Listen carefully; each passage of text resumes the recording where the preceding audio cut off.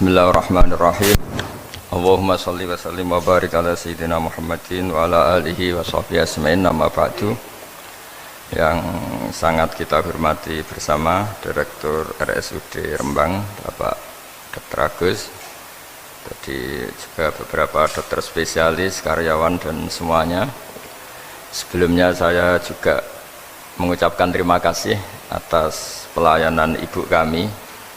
Beliau gerak di sini sampai 22 hari bulan Syakban sampai wafat juga di sini, dan kami sebagai keluarga sangat terima kasih atas semua pelayanan dan pengabdian tenaga medis di sini.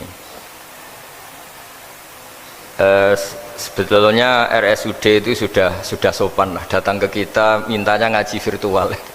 Gara-gara sopan tuh saya kok jadi ingin sopan juga. Akhirnya saya yang datang ke sini. Biasanya yang lembaga-lembaga besar itu agak-agak enggak sopan, itu ngatur-ngatur orang. Ini kok baik. Padahal BPK ngajinya di saya, lembaga negara. Kemenku pernah ngaji di saya virtual. Tapi RSUD kok kayak kasihan, jadi saya kok. Terus iya, jadi hakul jar kira-kira itu karena tetangga itu. Tapi niat saya ya tidak baik-baik banget, sambil jalan-jalan kok dekat ya. Jadi tapi begini ya, saya akan cerita versi kiai ya. Kalau versi medis Anda lebih tahu. Kalau versi kiai itu kematian itu dianggap hal yang sebetulnya ada versi kiai ya, semua orang tahu lah pasti mati itu. Cuma inginnya mati itu kan macam-macam. Inginnya ya setelah kaya, terus setelah mapan, terus menangi anaknya mapan, cucunya mapan itu. Terus itu pun sebetulnya tidak siap mati juga, tapi ya tetap mati itu. Jadi saya punya cerita, saya akan cerita yang lucu-lucu ya supaya nggak tegang ya menghadapi kematian. Dulu itu kroni itu ya sudah ada. Jadi Nabi itu ya punya kroni, tidak hanya pejabat. Nabi itu punya kroni. Nabi Sulaiman itu bisa terbang gitu. Ya mulai dulu manfaatkan angin. Jadi angin itu mulai dulu memang luar biasa dimanfaatkan. Orang sekarang mulai tenaga angin, pakai rem angin, mulai dulu angin itu luar biasa. Nah itu teman dekatnya Nabi Sulaiman tuh ya agak sopan tuh bilang gini, itu Pak Nabi itu kalau nanti ada malaikat Israel saya pinjam anginnya supaya tidak bisa ngejar saya katanya. Jadi mulai dulu tidak hanya pejabat, Nabi pun ya punya teman yang agak-agak gimana itu. Suatu saat malaikat Israel disuruh nyabut orang, misalnya namanya siapa lah, nanti saya sebut ada yang tepaan sama nanti tersinggung ya, semuanya siapa gitu. Yang jelas namanya ada Agus tidak Bambang karena bahasa Arab itu. Itu orang ini cabut di India gitu. Nabi Sulaiman kira-kira ya di Palestina kira-kira itu. Si orang ini ternyata di dekat Nabi Sulaiman. Nah karena Nabi itu kan orang hebat lah, sehingga malaikat ya kadang silaturahim ke para nabi. Israel sendiri ya kadang-kadang silaturahim ke para nabi. Silaturahim yang paling nggak disukai ya silaturahimnya malaikat Israel. Datang ke Nabi Sulaiman, sebenarnya niatnya silaturahim. Ternyata ketemu orang itu, kaget malaikatnya. Waduh ini gimana ini? Kok saya disuruh nyabut di India, kok orangnya di Palestina? Nabi Sulaiman kira-kira di kawasan Palestina, di wilayah yang katanya Israel itu. Karena Palestina kita tahu kan, menurut pemerintahan Israel itu wilayah Israel, menurut Palestina pemerintahan apa? Palestina. Tapi Indonesia alhamdulillah sampai sekarang itu nggak mau atau tidak punya hubungan diplomatik dengan apa? Israel. Sehingga kita harus mengistilahkan Palestina untuk warga Indonesia. Kaget malaikat ini, katanya disuruh nyabut di India kok ada di sini. Nah si kroni ini, si orang yang itu melihat malaikat Israel, entah kenapa kok dia bisa melihat itu, mungkin punya kekuatan tertentu karena dekat Nabi. Kaget dia, malaikat melihat dia karena janggal ya, disuruh nyabut di India kok orangnya di Palestina. Si orang ini melihat malaikat juga takut, malaikat itu punya hawa yang luar biasa. Akhirnya bilang ke Nabi Sulaiman, ya Nabi Allah tolong pinjemin saya angin untuk saat ini juga saya bisa terbang ke India. Dipinjemin sama Nabi Sulaiman. Akhirnya orang itu sampai ke India. Dikira angin itu sudah segala-galanya sampai India. Terus malaikat senyum, seneng dia. Wah, ini sesuai protokol karena andai kan orang itu tetap di situ, malah malaikat gak berani ngambil karena prosedurnya harus ngambil di India. Jadi andai kan dia tetap diam di situ, sebenarnya malah gak masalah karena gak sesuai apa panduannya harus di, karena dia terbang di India, malaikat itu nyusul ya terus diambil karena sesuai apa? Saya sesuai perintah harus memang diambil di India. Nah, kemudian saya kan memang dipesenin untuk memperkuat apa ya, nakes, teman-teman semuanya lah pasien. Tapi saya cerita dimulai dari yang seperti ini saya sengaja karena memang ya hidup itu seperti inilah. Pasti kita semua akan mengalami kematian. Cuma inginnya kita ya hidup itu ya sehat ya, terus kalau mati itu ya tidak punya utang karena berat nanti utang itu. Saya tidak tahu fikihnya itu, kalau utang pribadi itu hisabnya berat, kalau utangnya lembaga itu gimana itu, dihitung salahnya direkturnya apa dihitung salah karyawan yang minta naik apa gaji. Saya tidak tahu, kayak utangnya Indonesia itu yang disalahkan itu menterinya apa presidennya apa yang selalu mengajukan gaji 13. Tidak tahu itu, karena di kitab tidak dibicarakan. Yang dibicarakan utang-utang apa? Pribadi ya. Kalau yang utang-utang lembaga negara itu nanti tak tanyakan malaikat auditornya ini gimana cara apa? Itu yang disalahkan menterinya, apa presidennya, apa direkturnya, apa pengajuan proposal itu. Nah, singkat cerita itu kalau ngadepin kematian atau sebenarnya yang ngadepi kehidupan juga kita ini, inna sholati wa nusuki wa mahyaya wa mamati lillahi rabbil alamin. Saya bicara ilmunya kiai. Misalnya si A itu sebenarnya sudah ditulis dia mati karena kecelakaan. Yang satu ditulis mati karena sepuh, karena tua itu. Yang satu mati karena tersedak, yang satu mati karena ngelindur. Mungkin yang satu mati karena tenggelam. Sehingga sebetulnya andaikan kita melihat Lauh Mahfud, kita ini ya naif. Saya berkali-kali ngaji bilang, kadang kita ini takutnya sampai saking takutnya dari motor ngelamun, gara-gara ngelamun kita. Andaikan malaikat itu kok suka bully, tawain gitu. Kamu catatannya kecelakaan kok yang kamu takuti apa? Covid. Tentang sejarah misalnya kita pernah hidup menanamkan kebencian sesama itu terus ke bawah. Anak cucu kita dikandani jogeman cocok wong iku musuhnya bapakmu mbahmu itu, sehingga anak cucu itu dendamnya diwariskan. Wong dendam kok dia apa? Wariskan. Termasuk utang itu, ketika kita jabat ingin rumah sakit ini mewah, pikirannya kok isdadi aku seleren semikir direktur berikutnya. Itu tidak tahu itu nanti hisabnya ke siapa. Saya ulang lagi ya. Maka dalam satu ayat dikatakan laqad kunta fi ghaflatin min hadza fakashafna anka ghita'aka fabasarukal yauma hadid. Manusia ketika di dunia itu dianggap tidur itu dengan tanda kutip itu bodoh itu tidak tahu. Fakashafna anka ghita'aka, nanti setelah kamu mati itu pinter, tapi ketika anda pinter sudah meninggal, sudah tidak bisa memperbaiki kesalahan-kesalahan kita. Nah, kenapa kita dikatakan sekarang ini tidur? Karena kita ini sering menyaksikan sesuatu yang sebetulnya tidak ada hubungannya dengan kita, tidak ada hubungannya dengan kebutuhan kita. Misalnya kita ngelamun, berkhayal, ingin hidup kaya raya, sejahtera, jabat, orang lain anak buah semua. Ternyata itu nggak penting ketika kita di akhirat. Yang penting adalah Anda meninggal dalam keadaan menghamba kepada Allah Subhanahu wa Ta'ala. Saya berkali-kali ngaji, kalau saya berkali-kali bilang, andai kan hati kita nanti direkam Allah, nanti di akhirat sudah direkam, orientasi kita direkam nanti. Pak Agus misalnya ingin punya mobil, punya rumah mewah, punya apa, terus orientasinya gitu. Di depan Tuhan yang menyuruh kita, mensyariatkan kita, inginnya itu ya jadi hamba Allah terbaik, jadi kekasihnya Allah, jadi hamba yang bersujud, dari hamba yang bersedekah. Jadi ini kan tidak sambung. Ada cita-cita versi Allah yang dianjurkan Allah, yaitu bercita-cita jadi hamba yang soleh, yang bermanfaat, yang memanfaati orang banyak. Kemudian ini ada cita-cita yang hadzun nafsi, ingin mapan semua orang anak buah. Hal-hal seperti ini itu harus kita jaga, jangan sampai terjadi. Makanya di semua kitab pertama mendahulukan bab niat. Niat itu ya faman kana hijratu ilallah wa rasuli fa hijratuhu ilallah wa rasuli. Orang baik itu orang yang orientasinya itu menuju Allah Subhanahu wa taala.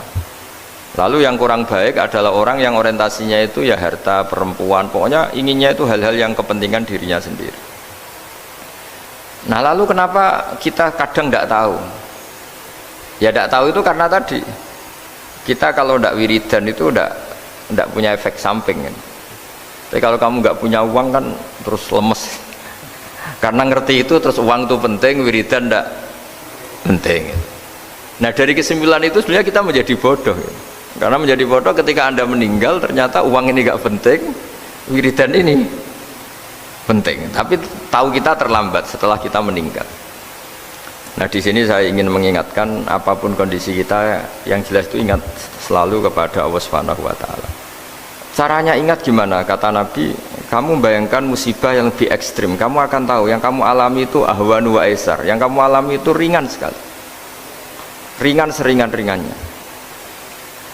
Saya beri contoh ya, kalau Anda belajar, kalau dalam bahasa pondok itu falak, mungkin kalau bahasa umum itu apalah, ilmu apa, misalnya orang ahli meteor, ahli apalah, ahli perbintangan, ketakutannya pasti benda langit ini jatuh kemudian menimpa bumi.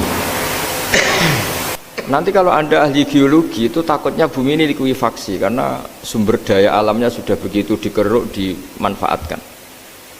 Nanti yang ahli teroris atau yang ahli ekstremis itu takutnya itu ada teroris. Yang ahli sosiologi takutnya Indonesia itu chaos. Kalau chaos ya saling bunuh, saling. Jadi semuanya ini, ketakutan ini semuanya mengarah terhadap kematian. Kecelakaan lalu lintas ya menjadikan orang mati, likuifaksi kayak kemarin di Sulawesi ya, iya, gunung meletus, gempa, tsunami. Nah, ketakutan yang menjadikan kematian sebenarnya banyak. Kalau baru tsunami aja ya orang takutnya ke tsunami, nanti kalau ada kematian gempa ya takutnya gempa, kalau temanya COVID ya takutnya COVID. Terus kalau ada tetangga mati karena ngelindur ya baru gue nak turu, hati-hati nggak nak mati ngelindur.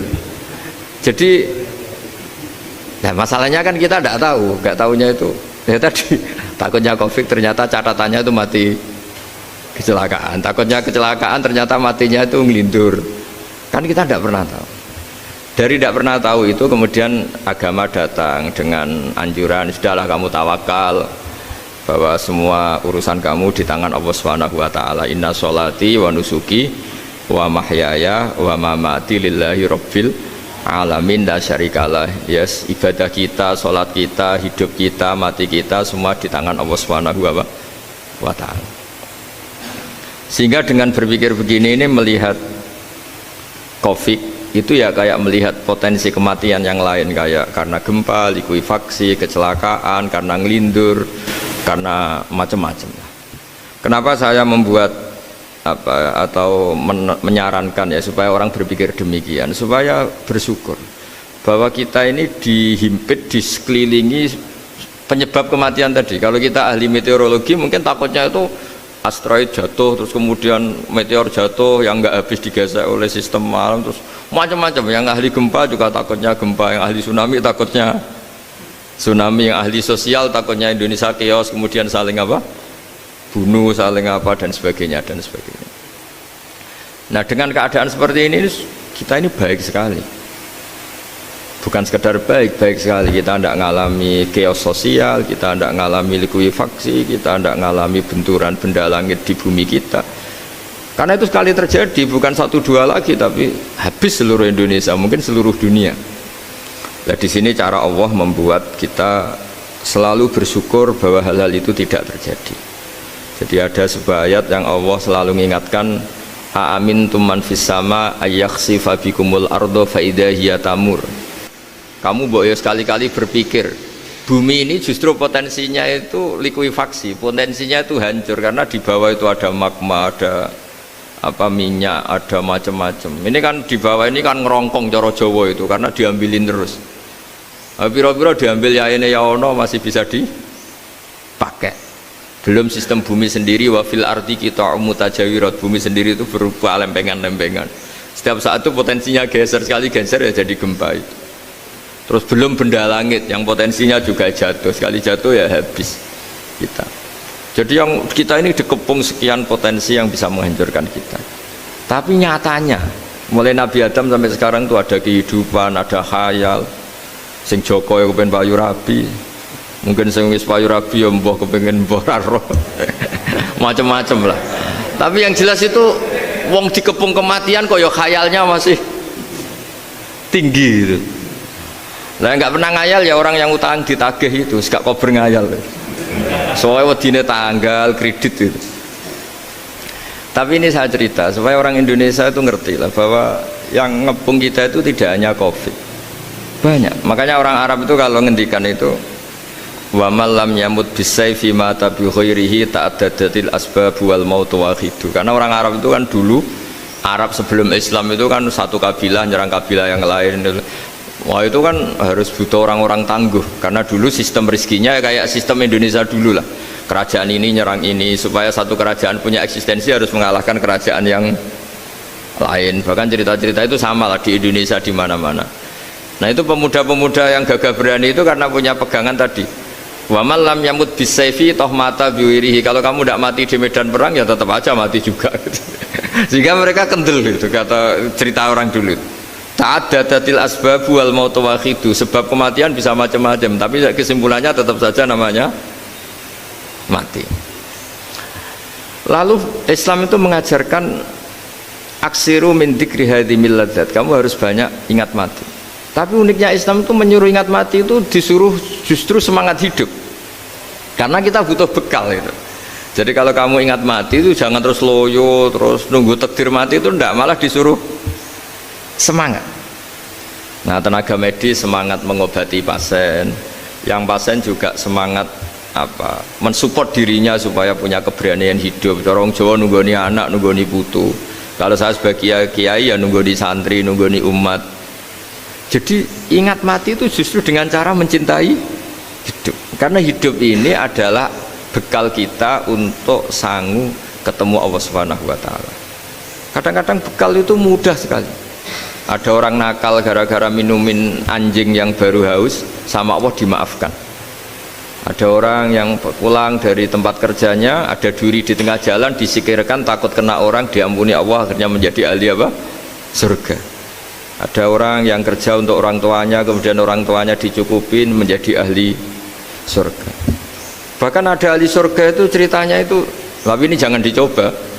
Ada orang sudah jelas niat nyon sewu, niat zina, sudah tinggal itu terus mikir dia saat itu takut Allah gak jadi, barokahnya gak jadi, langsung dia jadi ahli surga. Sarannya gak jadi loh ya, tapi ya tidak usah dicoba. Itu kalau keterusan masalah. Jadi Islam itu menganjurkan ingat mati, tapi justru dengan cara mencintai kehidupan. Karena yang jadi referensi Allah nanti di akhirat adalah perilaku kita, amal kita zaman apa? Hidup. Jadi disuruh ingat mati, tapi justru dengan cara sangat mencintai apa? Kehidupan. Lalu yang dinamakan kehidupan itu apa? Ya kita-kita ini. Ada yang mengkhidmati agama, mengkhidmati orang sakit. Mengkhidmati itu ya berbakti, membantu. Ada yang nata lalu lintas, ada yang nata keamanan kayak Pak Polisi, ada yang nata keuangan kayak Kemenku, macam-macam. Semuanya harus kita cintai, profesi-profesi yang oleh Islam dianjurkan untuk kita nekuni itu. Jadi saya mohon lewat cerita ini orang itu tidak fokus takut Covid. Kasihan Covid kan jadi tersangka pembunuh sini. Padahal di kampung-kampung orang lugu-lugu yang saking nggak ngertinya itu kalau dikasih sumbangan tuh katanya itu salam neng Covid matur nuwun. Itu ribet kalau orang lugu-lugu itu. Dikira Covid itu satu makhluk atau manusia yang apa? Nyumbang itu. Jadi saya mohon semohon-mohonnya, minta seminta-mintanya sampean harus ngitung nikmat lah. Dengan sistem meteor seperti itu di langit tidak jatuh ke kita, sistem bumi yang sudah ngerongkong gini tidak likuifaksi, terus di dunia ini banyak kimia, banyak racun itu kalau misalnya meledak kemudian dibawa angin mungkin matinya lebih massal. Ternyata semua itu nggak terjadi. Artinya nikmat yang sekarang kita dapatkan, kita nikmati sekarang itu jauh lebih besar ketimbang ketakutan kita. Nah, ini Islam selalu menganjurkan fadzkuru ala Allah la'allakum tuflihun. Selalu ingat sisi-sisi nikmatnya Allah. Kamu jangan hanya sisi wah kita dikepung Covid, kita punya istri judes, punya anak nggak nurut, punya atasan sadis, punya anak buah nggak loyal. Kalau gitu terus ya kamu nggak berani hidup. Yang diingat masalah terus. Itu salah, hidup seperti itu salah menurut Islam. Yang Islam menganjurkan fadzkuru ala Allah, kamu ingat sisi-sisi nikmatnya Allah, bukan sisi-sisi kita hidup itu diuji. Saya punya sekian cerita ulama-ulama yang unik yang punya nasihat itu. Jadi ada orang kaya raya dulu temannya banyak, anak buahnya banyak. Suatu saat dia miskin terus gak ada yang berkunjung. Terus dia ngeluh, curhat ke ulama itu. Ketika saya kaya yang berkunjung banyak, ketika saya miskin kok nggak ada yang berkunjung, kurang ajar betul teman-teman saya. Terus kata kiai itu lucu kalau ada nih, ya bagus gitu dong ketika anda miskin sudah ada yang berkunjung. Loh kok bisa? Ya misalnya kamu sekarang jadi buruhnya orang, pas disuruh-suruh dibentak-bentak, terus teman kamu udah datang, malah kamu jadi tontonan toh. Mendingan nggak ada datang, jadi kamu ketika buruh orang nggak malu karena teman-teman kamu sudah tidak datang. Ya alhamdulillah kalau gitu ya. Jadi dulu satu hal yang dia dulu nganggap problem, ya kan kalau kamu misalnya dulu kaya, temannya banyak, jabat, terus yang takut banyak. Ketika sudah miskin, Yun Sawu jadi buruhnya orang disuruh-suruh, terus teman kamu tetap do datang. Siap nggak ada? Siap datang apa siap tidak datang? Lebih siap tidak datang sebetulnya kan? Karena nggak jadi tonton. Akhirnya dia sadar. Ya gitu kalau dikeluhin istri saya ini judes, ya sering marahin gini-gini. Ya bagus dong marahin kamu. Kalau marahin tetangga malah masalah kan. Coba kamu punya istri kalau marahin orang lain pusing enggak? Mendingan marahin. Jadi pokoknya dilatih terus. Lama-lama dia bersyukur.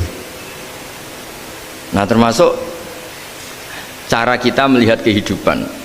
Ada doa Rasulullah SAW yang luar biasa, ya Allah jadikan kehidupan ini sebagai penambahan saya untuk berbuat baik. Wal mauta rohatan li min kulli syarrin, kalau saya engkau takdir mati ya anggap mawon ini mati itu berakhirnya semua potensi keburukan saya. Orang itu kan potensinya dua, buruk betul atau potensi buruk.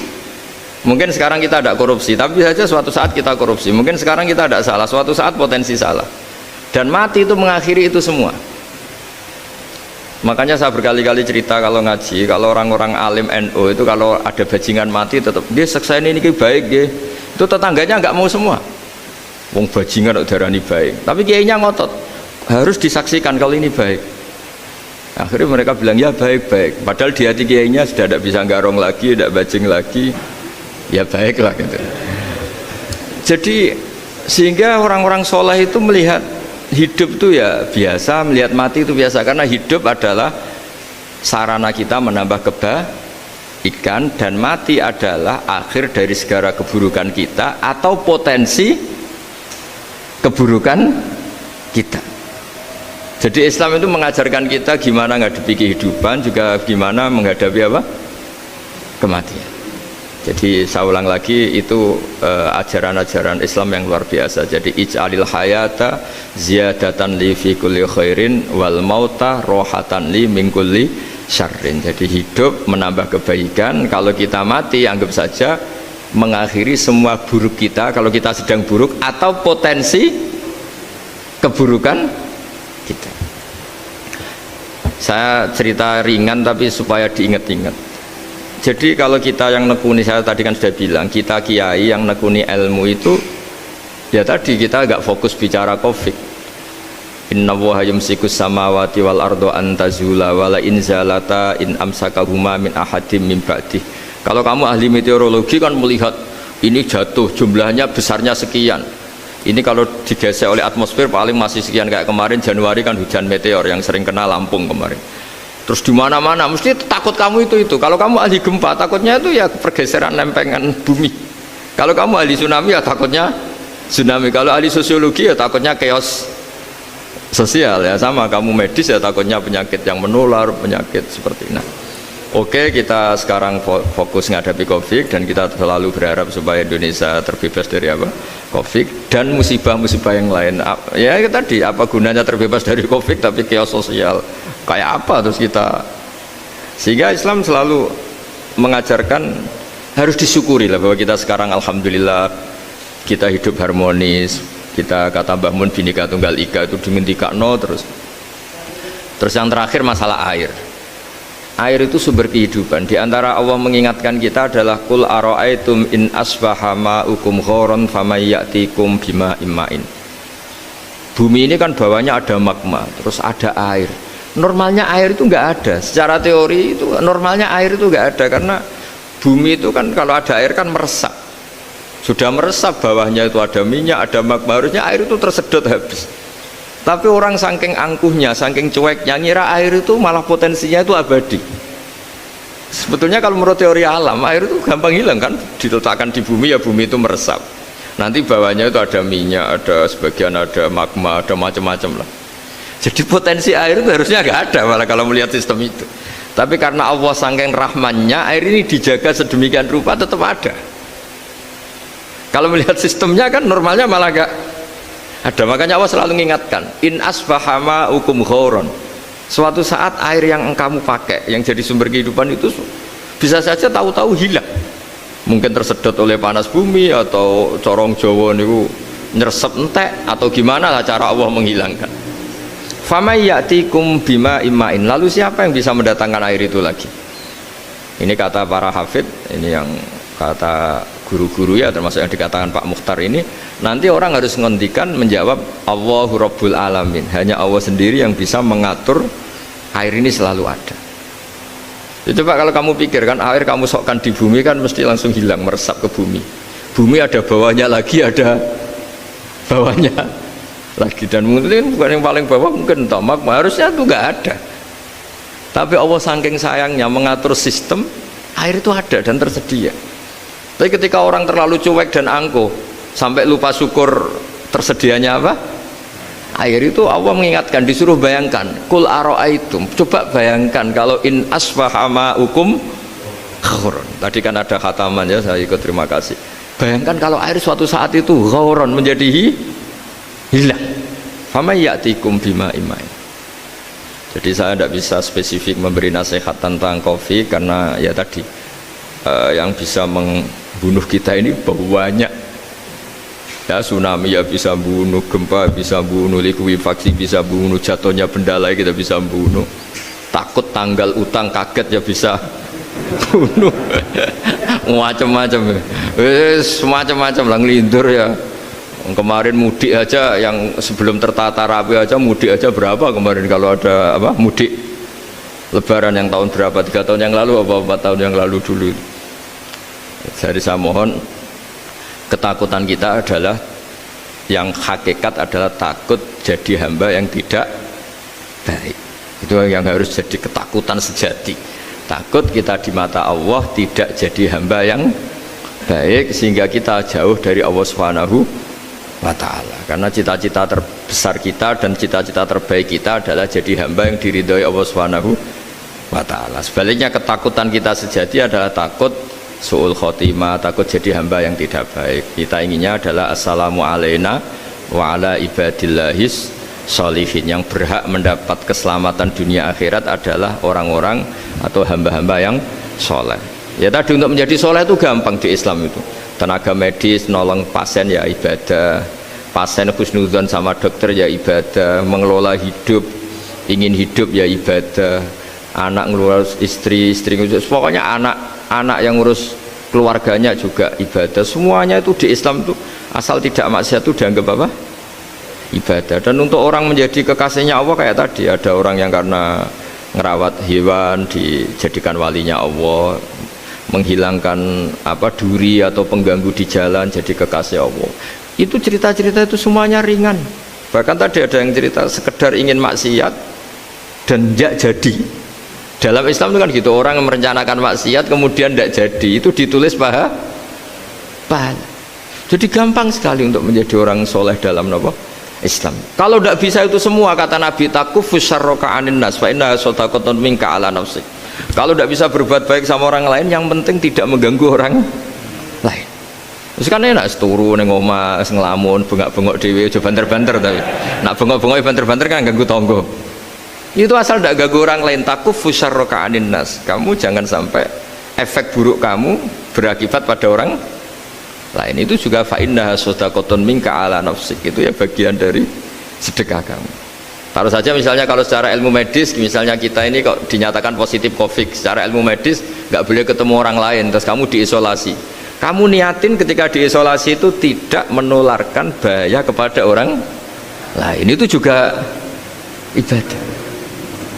Jadi ibadah itu gampang sekali, mudah sekali. Karena agama ini yuridu wa bikumul yusra wala yuridu bikumul usra. Agama ini mudah, bukan sulit. Ya, mohon maaf tadi saya nggak bisa datang yang jam 11 karena saya tadi malam hormat di Jogja, acara 7 harinya Kiai Jatabek, tadi pagi baru datang. Tapi saya mohon pokoknya yang seneng ya, hidup itu yang seneng, diberi kesempatan hidup sampai sekarang itu yang seneng. Jangan karena teman kamu meninggal terus seakan-akan ini teman saya meninggal, paling saya besok. Kok kamu tahu? Nyatanya besok hidup lagi, besoknya ya hidup lagi, sampai sekarang ya masih hidup. Sudahlah, mensyukuri yang ada. Jadi sudah saya mohon, syukur itu penting. La in syakartum lazidanakum. Justru dengan kita syukur itu insya Allah segalanya akan tambah baik, tambah baik. Nggih, matur nuwun ngapunten ingkang kathah. Assalamualaikum warahmatullahi wabarakatuh. Terima kasih kepada beliau Romo Kiai Haji Ahmad Bahauddin Nur Salim, atau biasa kita sapa dengan Gus Baha, menginjak pada acara selanjutnya, yakni doa yang insya Allah akan dibawakan oleh beliau Romo Kiai Haji Ahmad Bahauddin Nur Salim. Monggo kepada beliau waktu dan tempat kami persilahkan. Al-Fatihah.